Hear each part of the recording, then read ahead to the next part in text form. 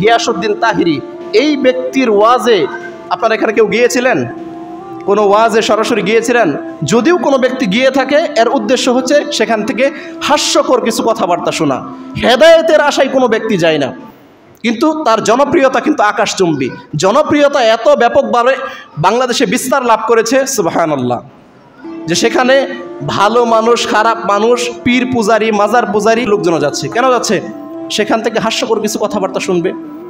তার এগুলোকে আমরা আইডল বানিয়ে রেখেছি। লা হাওলা ওয়ালা কুওয়াতা ইল্লা বিল্লাহ। অথচ এরা হচ্ছে ঈমান চোর, এরা হচ্ছে ঈমান চোর।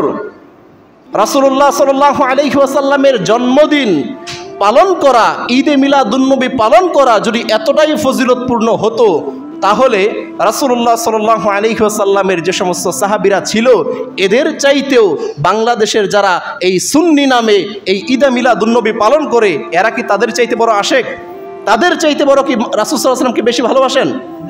লা হাওলা ওয়ালা কুওয়াতা ইল্লা বিল্লাহ।